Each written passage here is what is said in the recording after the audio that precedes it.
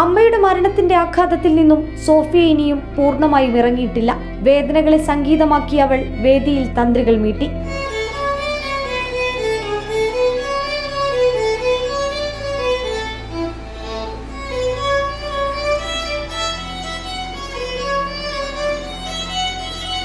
പത്ത് ദിവസം മുൻപാണ് അമ്മ മരിച്ചത്. വയലിൻ കമ്പികളിൽ അത്ഭുതം തീർത്ത് കലോത്സവ വേദിയിൽ സോഫിയയെ കാണാൻ ആഗ്രഹിച്ചതും അമ്മ തന്നെ. അമ്മ മരിച്ചുപോയി. അപ്പം അതിൻ്റെ ഒരു ചെറിയൊരു പ്രശ്നത്തിൽ അപ്പം വിചാരിച്ച് വയലിന് പങ്കെടുക്കണ്ടായിരുന്നു. പിന്നെ സ്കൂളിലുള്ളവർ ടീച്ചർമാരും സാർമാരെല്ലാം കൂടെ പറഞ്ഞ് ഫാമിലിയിൽ നിന്നും പറഞ്ഞ് ചേരാൻ കിട്ടിയ ചാൻസ് കളയണ്ടെന്നൊക്കെ പറഞ്ഞ് അങ്ങനെ ഞാനിപ്പോൾ ഇവിടെ വന്നു. സന്തോഷമുണ്ട് എ ഗ്രേഡ് കിട്ടിയതിന്. ആദ്യമേ വരണ്ടെന്ന് വിചാരിച്ചിരുന്ന പിന്നെ വന്നു. അച്ഛനാണ് ഊർജം. വേദനയെ മറികടക്കാൻ സംഗീതത്തിന്റെ വഴിയിൽ വെളിച്ചമായി കൂടെ നിന്നു. വലിയൊരു സങ്കടാവസ്ഥയായിരുന്നു. പിന്നെ അതിൽ നിന്ന് നമ്മൾ ഇരുന്ന് സംസാരിച്ചു, ബൂസ്റ്റ് ചെയ്ത് പരസ്പരം അങ്ങോട്ടും ഇങ്ങോട്ടും നമ്മൾ എൻകറേജ് ചെയ്ത് പിന്നെ എന്തായാലും സോഫിയ ഒരു ദൃഢമായ ഒരു തീരുമാനമെടുത്ത് ഇത്രയും, അതായത് സബ് ജില്ലയും കഴിഞ്ഞ് സ്റ്റേറ്റിലേക്കൊരു അവസരം കിട്ടുമ്പോൾ അത് പാഴാക്കണ്ട, ശക്തമായി തന്നെ പോകും. എന്നാലും കുറച്ച് ഇമോഷണലി കുറച്ച് ചാലഞ്ച്ഡ് ആയിരുന്നു മോള്. എന്തായാലും നല്ല പെർഫോമൻസ് തന്നെയാണ് പ്രകടമാക്കിയത്.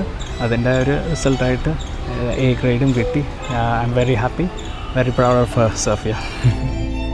പ്രാക്ടീസ് ചെയ്യാനൊന്നും കഴിഞ്ഞില്ല. 2 ദിവസം കൊണ്ട് വീണ്ടും വയലിനിൽ ഈണമിട്ടു. സംസ്ഥാന കലോത്സവ വേദിയിൽ എ ഗ്രേഡോടെ വിജയം.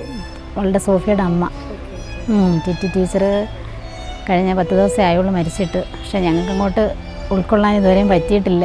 ആ ടീച്ചറിൻ്റെ മരണം നമുക്ക് ഭയങ്കര ദുഃഖം. ആ ഒരു ഇതിൽ നിന്നുകൊണ്ടാണ് അവൾ ഈ മത്സരത്തിൽ പങ്കെടുത്തതും അതിൽ വിജയിച്ചതും. അതിലേറെ സന്തോഷം. അതെങ്ങനെ ഞങ്ങൾക്ക് പറഞ്ഞറിയിക്കണമെന്ന് അറിയാൻ പറ്റുന്നില്ല. ജില്ലാ കലോത്സവത്തിന് പങ്കെടുത്ത് മത്സരിച്ച് ഫസ്റ്റ് കിട്ടുന്ന സമയത്ത് ടീച്ചർ എന്നോടൊപ്പം ഉണ്ട്. അന്നേരം ടീച്ചർ ആ മത്സരത്തിലൊക്കെ പങ്കെടുക്കുമ്പോഴൊക്കെ ടീച്ചർ ഭയങ്കര ആവേശത്തോടു കൂടിയാണ് ഈ കുട്ടികളുടെ ആ ഒരു ഉയർച്ച നോക്കിക്കണ്ടത്. ഇതിപ്പോൾ ഞാൻ വരത്തില്ലായിരുന്നു, ടീച്ചറായിരുന്നു എൻ്റെ കൂടെ എൻ്റെ സ്ഥാനത്ത് നിൽക്കേണ്ടത്. ടീച്ചറെ എല്ലാ കാര്യങ്ങളും നോക്കിക്കൊണ്ടിരുന്നത്. വിജയത്തിന്റെ മധുരം അമ്മയ്ക്കുള്ളതാണ്. വയലിൻ പഠിപ്പിക്കാൻ ആഗ്രഹിച്ച വേദിയിൽ പാട്ടിനായി കാതോർത്തു നിൽക്കുമായിരുന്ന അമ്മയ്ക്ക് പീഡയുന്നോരെൻ്റെ ജീവനിൽ കിനാവ് തന്ന കൺമണി നീലെങ്കിലെന്നിലെ.